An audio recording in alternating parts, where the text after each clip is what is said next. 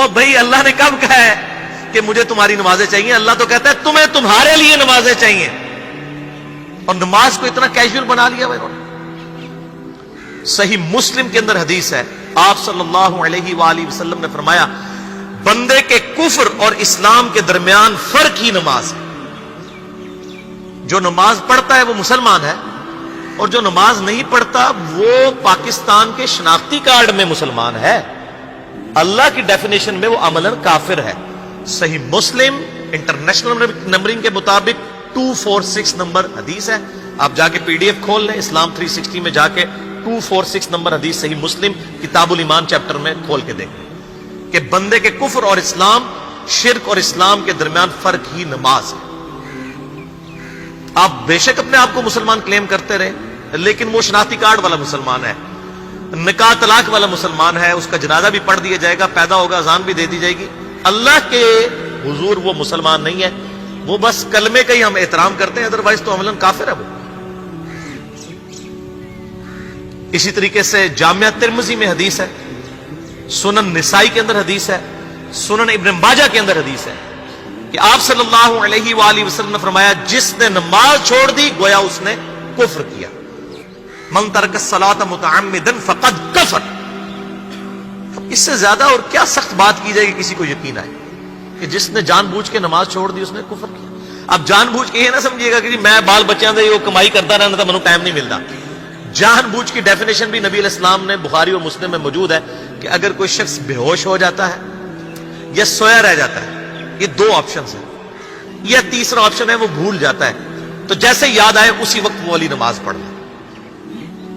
لیکن جو شخص دنیا کو ٹاپ پرائرٹی مانتا ہے، اپنا آفس چھوڑنے کے لیے تیار نہیں، اپنا کلینک چھوڑنے کے لیے تیار نہیں ہے، اور اپنی دکان چھوڑنے کے لیے تیار نہیں ہے نماز کے لیے، تو ظاہر ہے کہ وہ تو اپنے آپ کو دھوکہ دے رہا ہے۔ اللہ تعالیٰ تو اپنے معاملات کے اندر بالکل اسٹریٹ فارورڈ ہے، بالکل یہ ذہن میں رکھ لیں۔ جامعہ ترمذی میں صحیح سند کے ساتھ موجود ہے، عبداللہ بن شفیق تابعی رحمہ اللہ تعالیٰ کہتے ہیں کہ صحابہ کرام علیہم رضوان صرف نماز کے چھوڑنے کو ہی اعمال میں سے کفر سمجھتے تھے، یعنی وہ کسی کو نماز پڑھتا ہوا دیکھتے تھے تو کہتے تھے یہ مسلمان ہے، اور کسی کو نماز پڑھتا ہوا نہیں دیکھتے تھے تو وہ کہتے تھے یہ کافر ہے۔ یہ جامعہ ترمذی ہے، یہ کوئی سٹوری بک نہیں میں سنا رہا آپ کو۔ مسند احمد میں صحیح سند کے ساتھ حدیث ہے، نبی صلی اللہ علیہ وآلہ وسلم نے معاذ ابن جبل سے فرمایا معاذ اللہ کے ساتھ کسی کو شریک نہ ٹھہرانا، خواہ تمہارے ٹکڑے ٹکڑے کر دیے جائیں، تمہیں سولی پہ چڑھا دیا جائے، تمہیں آگ میں جلا دیا جائے، اللہ کے ساتھ کسی کو شریک نہ ٹھہرانا، اور معاذ نماز بھی نہ چھوڑنا، کیونکہ جس نے نماز چھوڑ دی اللہ تعالیٰ کے ذمہ کرم سے وہ نکل گیا، اللہ کے حضور اس کے لیے کوئی حصہ نہیں ہے جس نے نماز چھوڑ دی۔ کتنا کریٹیکل ایشو ہے۔ اور اسی طریقے سے مسند احمد میں ہی ایک اور حدیث ہے کہ آپ صلی اللہ علیہ وآلہ وسلم نے فرمایا جس شخص نے اپنی زندگی میں نماز کی حفاظت کی، قیامت والے دن وہ نماز اس کے لیے نور ہوگی، نجات ہوگی، اور اس کے حق میں دلیل ہوگی، اور جس نے نمازوں کی حفاظت نہیں کی اس کے لیے قیامت والے دن کوئی نجات، کوئی نور اور کوئی دلیل نہیں ہوگی، الٹا اس کا حشر قارون، فرعون اور ابی ابن خلف کے ساتھ ہوگا، والعیاذ باللہ تعالی۔ یہاں تو ہم کہہ دیتے ہیں یا اللہ جو کچھ بھی ہے تیرے محبوب کی امت سے ہے، یعنی یا اللہ ہم نے تو اپنی اصلاح کوئی نہیں کرنی، ہمیں اسی طریقے سے ہی قبول کر لیں، والعیاذ باللہ تعالی۔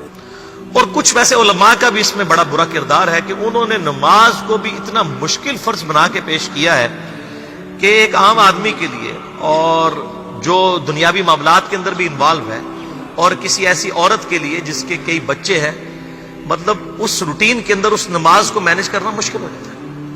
ہمیں تو عشاء کی صرف 17 رکعتیں بتا دی گئی ہیں، حالانکہ 24 گھنٹے کے اندر ٹوٹل نماز کی رکعتیں 17 ہیں جن کی اکاؤنٹیبلٹی ہے۔ اور میں یہ بڑے یعنی وثوق کے ساتھ ایک ذمہ دار مبلغ کی حیثیت سے یہ بات کر رہا ہوں۔ آپ صحیح بخاری اور صحیح مسلم کھول کے دیکھ لیں، فرض نمازوں کی تعداد جو ہے وہ 5 آئی ہے، اور ان کی رکعتوں کی تعداد بھی بیان ہو گئی ہے۔ فجر کے 2 فرض، ظہر کے 4 فرض، عصر کے 4، مغرب کے 3 اور عشاء کے 4، اور سفر میں سارے 2 فرض ہیں، مغرب کے 3، یہ ٹوٹل 17 رکھتے ہیں جن کی اکاؤنٹیبلٹی ہے۔ باقی جنہ گڑ پاؤ گے انہ میٹھا، وہ ساری نفلی عبادت ہے۔ وہ بخاری اور مسلم دونوں میں حدیث ہے، جس نے فرض کے علاوہ 12 رکعتوں میں استقامت کی اور وہ 12 رکعتیں آپ صلی اللہ علیہ وآلہ وسلم نے پڑھ کے بھی بتائیں. اور امہات المومنین میں سے سیدہ عائشہ نے، سیدہ ام سلمہ نے، سیدہ ام حبیبہ رضی اللہ عنہن نے روایت بھی کی کہ 2 فجر سے پہلے، 4 ظہر سے پہلے، 2 ظہر کے بعد، 2 مغرب کے بعد، 2 عشاء کے بعد. یہ 12 سنتیں موقدہ، جس نے یہ پڑھی اسے جنت میں محل ملے گا. اگر کوئی نہیں پڑھتا تو گنہگاری والا معاملہ کوئی نہیں ہے. اسی طریقے سے اس کے علاوہ ایک اور وطر کی نماز ہے جو سنت موقدہ ہے. وہ سیدنا مولا علی رضی اللہ تعالیٰ عنہ علیہ السلام کا قول ہے کہ وطر سنت ہے، سنت ہے، سنت ہے، مگر اسے مت چھوڑو.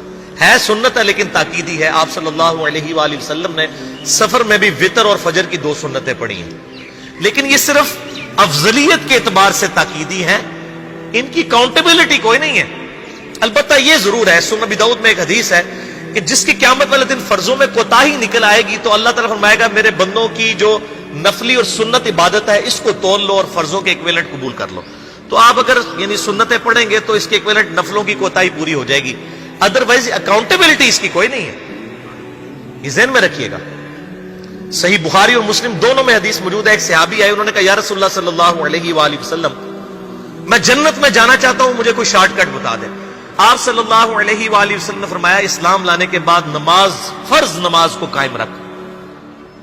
پھر فرمایا فرض زکوٰۃ ادا کر، فرض روزے دے، روزے جو ہیں وہ ان کو ادا کر اور روزے رکھ. حج اس وقت فرض نہیں ہوا تھا، وہ زندگی میں ایک بار ہے. تو اس نے کہا یا رسول اللہ صلی اللہ علیہ وآلہ وسلم جتنا آپ نے مجھے بتایا نہ میں اس میں ایڈ کروں گا نہ اس میں سے کوئی چیز مائنس کروں گا. اور یہ کہہ کے وہ چلا گیا. آپ صلی اللہ علیہ وآلہ وسلم نے فرمایا اگر کسی نے کسی جنتی شخص کو دیکھنا ہے تو اس کو دیکھ لو جو یہ کہہ کے گیا کہ میں فرض نماز سے زیادہ کوئی نماز نہیں پڑھوں گا، صرف فرض روزہ ہی رکھوں گا، فرض زکوٰۃ ہی دوں گا. اب روزہ اور زکوٰۃ میں تو ہمارے علماء کو اور عام پبلک کو بھی جو دیندار لوگ ہیں ان کو ہضم ہوتی ہے کہ کوئی شخص یہ نہیں کہتا کہ بھئی پیر اور جمعرات کا روزہ. صحیح مسلم میں حدیث ہے کہ آپ صلی اللہ علیہ وآلہ وسلم کے نفلی روزوں کی یہ روٹین تھی. کوئی آپ کو یہ نہیں کہے گا کہ جس نے جمعرات اور پیر کا روزہ نہ رکھا اس کے رمضان کے روزے ہی قبول نہیں ہوں گے. کوئی کہتا ہے؟ کیونکہ ان کو پتہ وہ نفلی ہے. اسی طریقے سے زکوٰۃ تو صرف 2.5% ہے نا، باقی تو نفلی صدقات ہیں جتنے مرضی دیں. کوئی شخص نہیں کہتا کہ نفلی صدقہ نہ دیا تو آپ کی زکوٰۃ بھی قبول نہیں ہوگی. الٹا یہ کہتے ہیں اور بس جی زکوٰۃ دے لو تو باقی سارا مال پاک ہے.